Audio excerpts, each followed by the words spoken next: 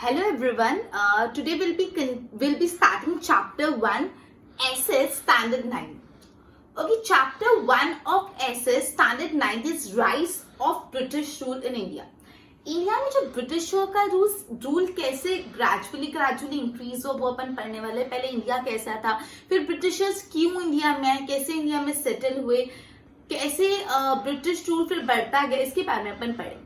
तो आज के लेक्चर में अपन थोड़ा सा खाली ब्रीफिंग ले लेंगे कि बेसिकली यूरोपियंस इंडिया में आई कैसे। अपन ये पढ़ेंगे जो यूरोपियंस है वो इंडिया तक पहुंचे कैसे, इसका हम लोग थोड़ा सा ब्रीफिंग ले लेते हैं, राइट।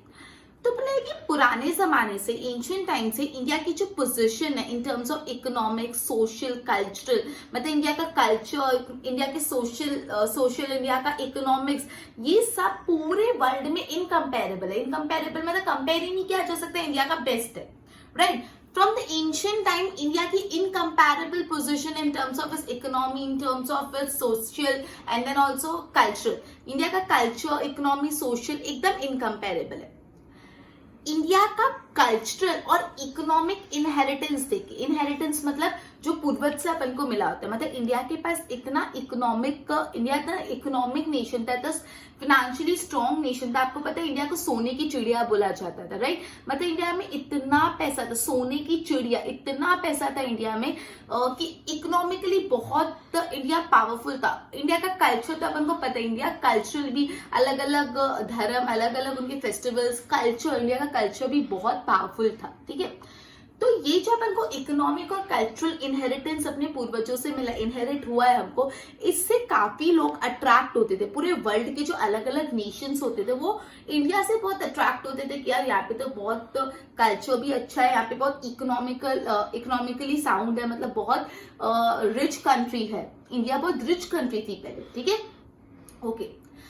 अब जो इंडिया के स्पाइसेस होते थे, इंडिया के मसाले, मसलिन करके क्लोथ आता है, बहुत सॉफ्ट क्लोथ होता है, मसलिन क्लोथ ऑफ ढाका जिसको बोला जाता है। फिर इंडिगो पता है क्या होता है? इंडिगो है ना एक क्रॉप होता है जिससे ना ब्लू कलर की डाई बनती है। ब्लू कलर जो होता है ना, ब्लू कलर की डाई किससे बनती है? इंडिगो से।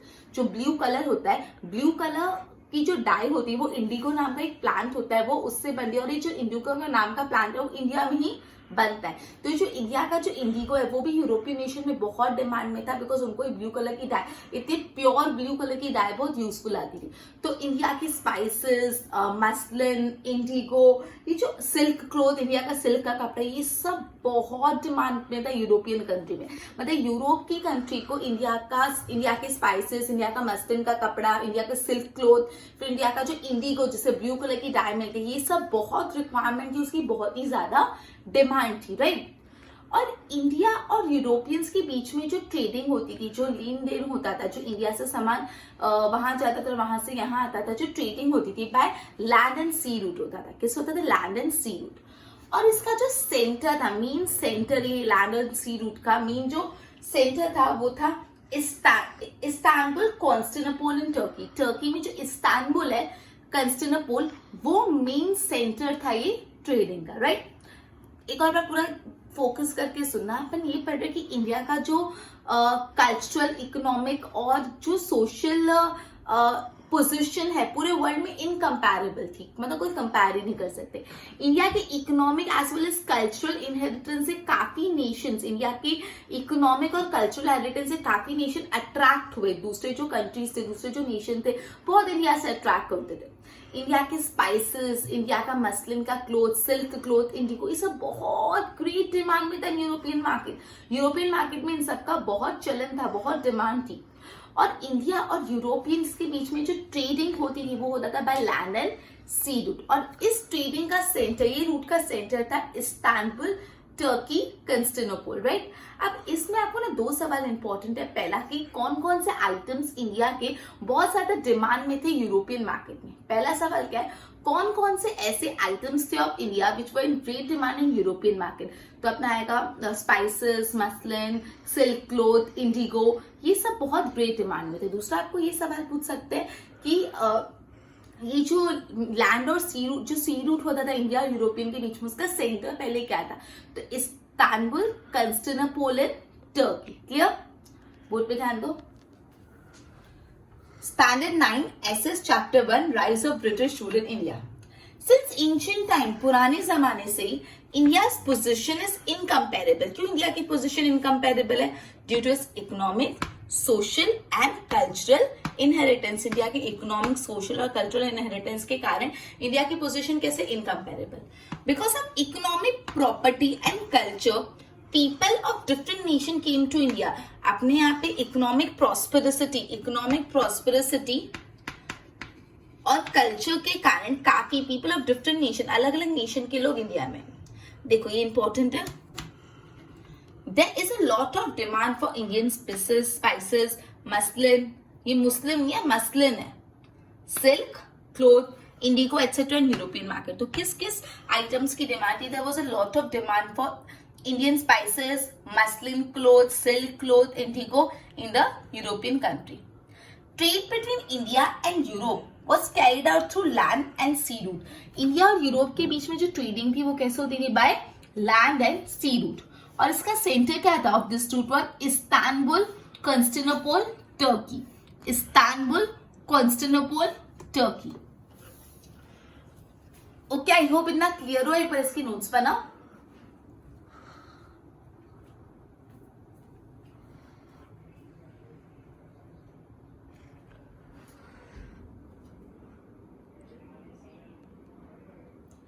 तो ये जो भी इंडिया और यूरोप के बीच में लैंड और सी रूट का सेंटर था वो था इस्तांबुल, टर्की. अब यहाँ तक जब तक ऐसे चल रहा था बहुत स्मूथ जा रहा था, कोई तकलीफ ही नहीं थी.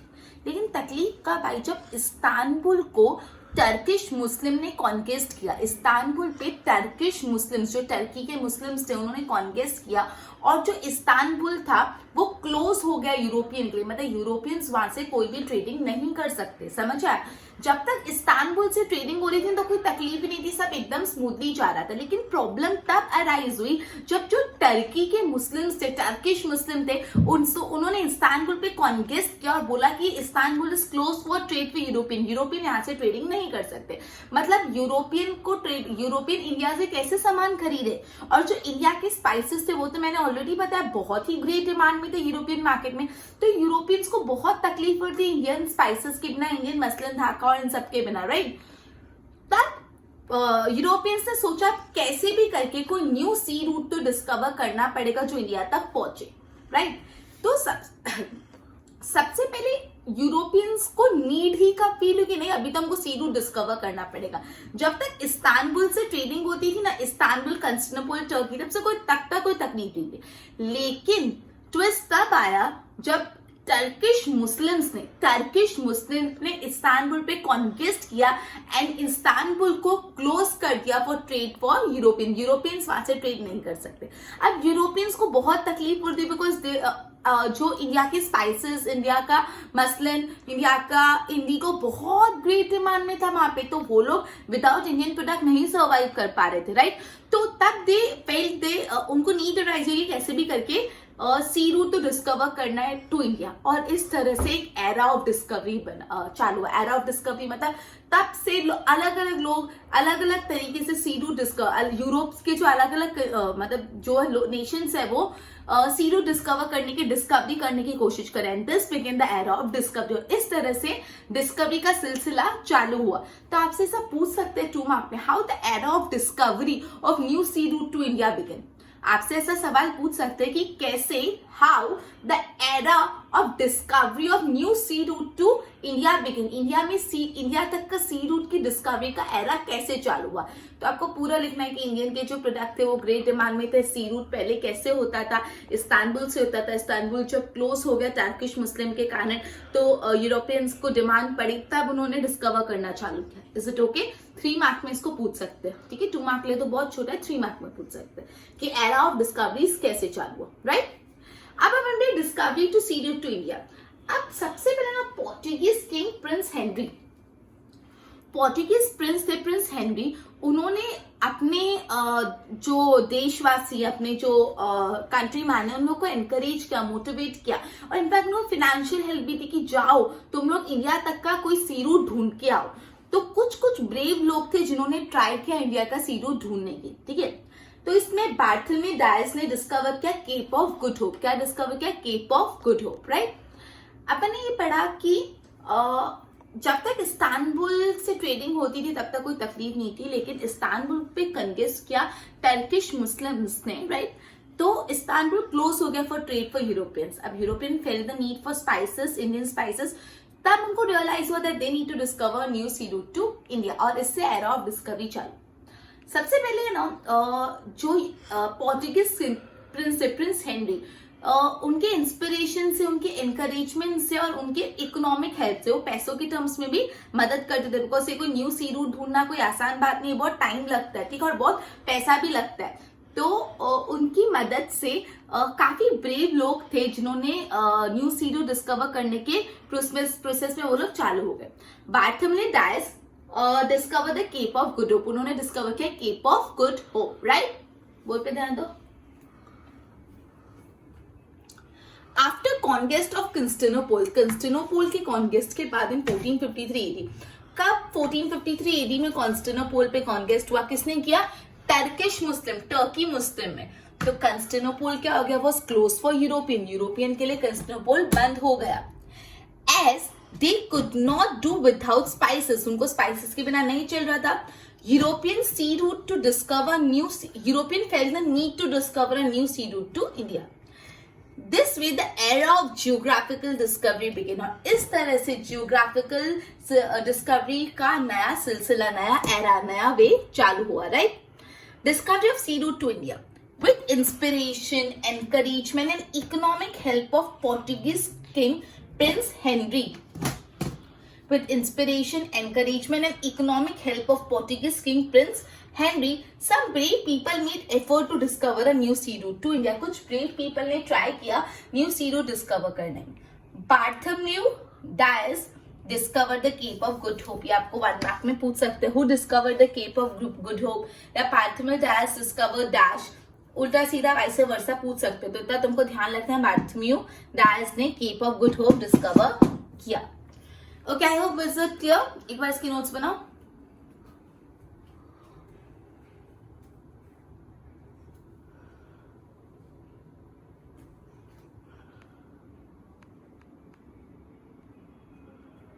अब स्पेन के जो किंग थे, स्पेन के किंग ने इकोनॉमिकली हेल्प की उनके सिटीजन्स को. और क्रिस्टोफर कोलंबस ने एडवेंचर स्टार्ट किया to discover a new sea route to India. Christopher Columbus जो थे, उन्होंने अपने किंग, स्पेन के जो किंग है, उन्होंने उनकी इकोनॉमिकली हेल्प की, फाइनेंशियली मदद की, पैसे दिए, स्पॉन्सर किया, और उन्होंने Christopher Columbus C route to India का सी रूट डिस्कवर करना चालू हो गया. चालू करते करते वो एक ऐसे पॉइंट पे, जब एक आइलैंड पे पहुंच गए, ठीक है, वो आइलैंड को बोला जाता है वेस्ट इंडीज. वो आइलैंड को बोला जाता है वेस्ट इंडीज, जो आज situated in the Atlantic ocean. Columbus में जो अटलांटिक ओशन है, वहां पे वो आइलैंड सिचुएटेड है. लेकिन एक्चुअली वो उन्होंने इंडिया डिस्कवर ही नहीं किया था, और थ्रू आउट देयर लाइफ उनको क्या लगता था, उन्होंने इंडिया डिस्कवर किया. जब तक उनकी डेथ नहीं हुई, थ्रू आउट द लाइफ उनको यही मिसकंसेप्शन था, यही गलतफहमी थी कि उन्होंने ही सी रूट टू इंडिया डिस्कवर किया है. बट एक्चुअली उन्होंने इंडिया डिस्कवर नहीं किया था. उन्होंने तो एक अलग से ही लैंड डिस्कवर कर ली थी. वापस समझा रही, क्या था, जैसे मैंने बताया कि यूरोपियन नेशंस जो थे, यूरोपियन नेशन, हर नेशन का जो किंग था वो अपने लोगों को बोलता था कि जाओ तुम लोग इंडिया ढूंढ के आओ, इंडिया के तरफ का एक सी रूट डिस्कवर करके आओ. फिर तो उसी तरह जो स्पेन के किंग थे, उन्होंने भी अपने सिटीजन्स को हेल्प की और बोला कि जाओ सी रूट टू इंडिया डिस्कवर करो. उन्होंने को इकोनॉमिकली हेल्प की. तो उस टाइम पे क्रिस्टोफर कोलंबस जो थे, उन्होंने सी रूट टू इंडिया डिस्कवर करने का एडवेंचर जर्नी अपनी चालू की. वो आगे जाते उनकी जर्नी स्टॉप हुई जब वो एक आइलैंड पे पहुंच गए. वो आइलैंड का नाम है वेस्ट इंडीज, और वो आइलैंड सिचुएटेड है अटलांटिक ओशन में. कोलंबस की अटलांटिक ओशन में ये आइलैंड सिचुएटेड है वेस्ट इंडीज. अब वो तो उन्होंने एक न्यू सी लैंड ढूंढी, जो लैंड किसी को पता ही नहीं थी कैसी लैंड है भी. वो एक्चुअली इंडिया नहीं था, लेकिन थ्रू आउट द लाइफ उनको अपनी लाइफ टाइम तक क्या लगता था, ये उन्होंने सी रूट टू इंडिया डिस्कवर किया. बट एक्चुअली उन्होंने तो एक नई सी जमीन ढूंढी थी, नई सी लैंड ढूंढी थी. समझ आई बात? बोल पे ध्यान दो. With economical help of Spain के किंग के इकोनॉमिक हेल्प से जो Christopher Columbus began to discover a new sea route to India, वो इंडिया की तरफ का न्यू सी रूट डिस्कवर करना चालू किए. विच केम टू स्टॉप, वो कब रुके, एट एन आइलैंड, वो आइलैंड में रुके प्रेजेंटली, और वो आइलैंड को आज क्या बोला जाता है, West Indies, presently known as West Indies. वो एक आइलैंड पे आके रुक गए और वो आइलैंड को बोला जाता है आज वेस्ट इंडीज, जो सिचुएटेड है इन द अटलांटिक ओशन। और ये जो वेस्ट इंडीज आइलैंड है कहाँ सिचुएटेड है, अटलांटिक ओशन में सिचुएटेड है, Columbus, right. Who throughout his life, पूरी लाइफ दौरान felt that, उनको लगा he had discovered the new sea route to India. Throughout the life उनको ये misconception था, उनको ये लगता था that he had discovered the new sea route to India, but he discovered actually a new land. उन्होंने तो एक नई सी लैंड डिस्कवर की थी, उन्होंने इंडिया का सी रूट नहीं डिस्कवर किया था, राइट। ओके, अब इस न्यू लैंड की आगे भी बहुत इंटरेस्टिंग स्टोरी है, वो मैं कंटिन्यू करती, पहले इसके नोट्स बना।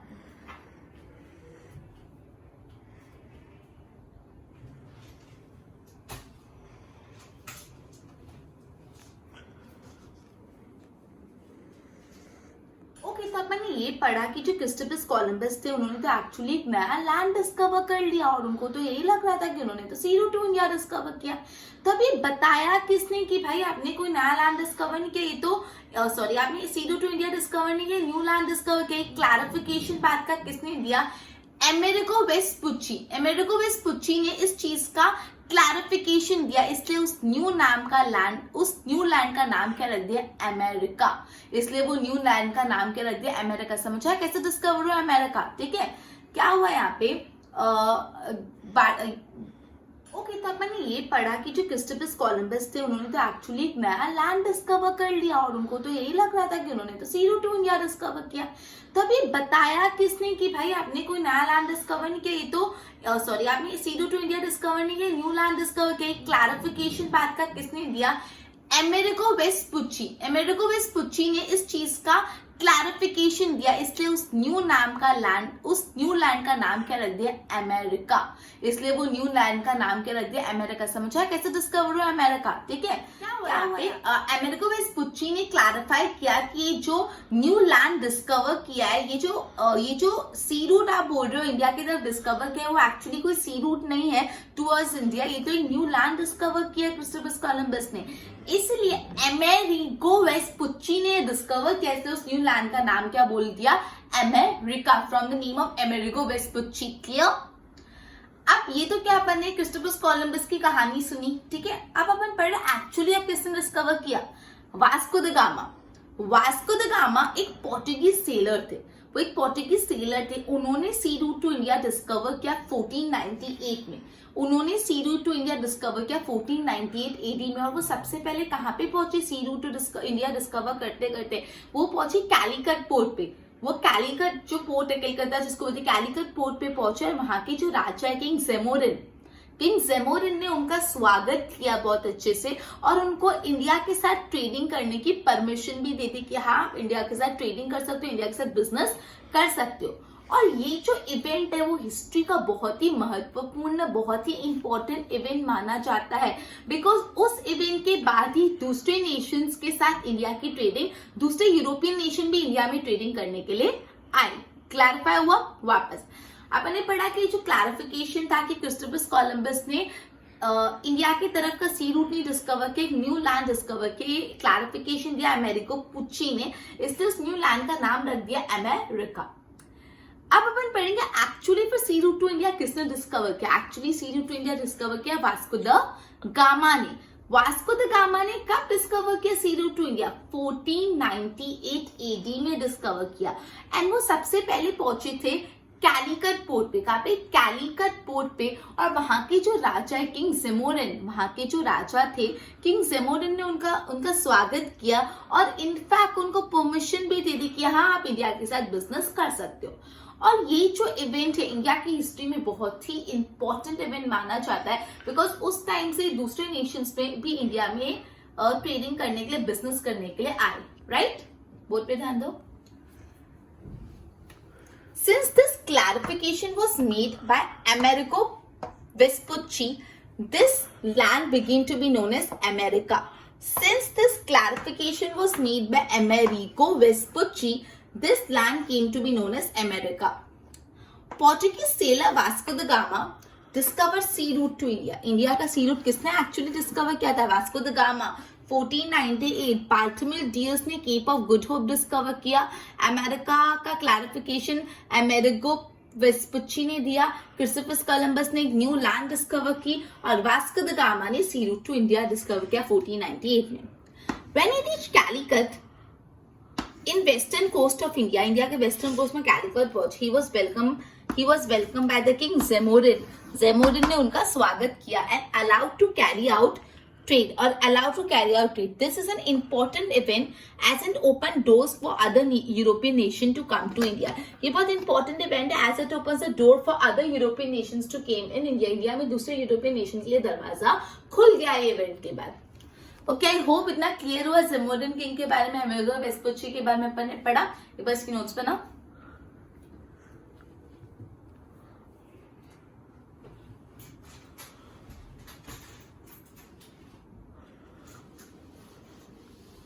अभी तक अपन ने जितना भी पढ़ा उसको सम अप कर लेते। सबसे पहले अपन ने ये पढ़ा कि जो भी इंडिया का कल्चरल, इकोनॉमिक और सोशल इनहेरिटेंस देख के काफी जो नेशंस थे वो अट्रैक्ट हुए इंडिया से। अब इंडिया के जो स्पाइसेस थे, मस्लिन क्लोथ था, सिल्क क्लोथ था, इंडिगो जो प्लांट है जिससे ब्लू कलर की डाई मिलती है, ये सारी चीज का बहुत ही ज्यादा डिमांड है यूरोपियन मार्केट में।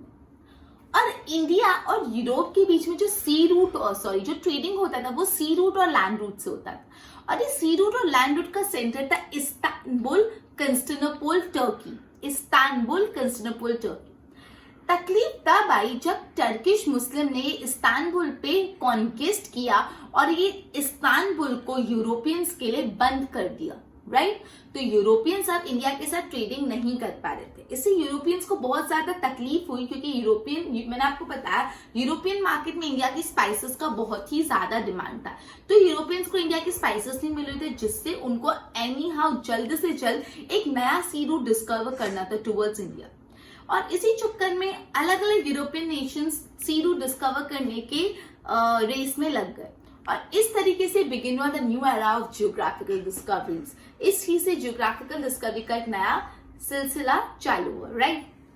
फिर सबसे पहले अपन ने ना बार्थोलोमेव डियाज के बारे में पढ़ा था। उन्होंने क्या डिस्कवर किया था? Cape of Good Hope discover किया था।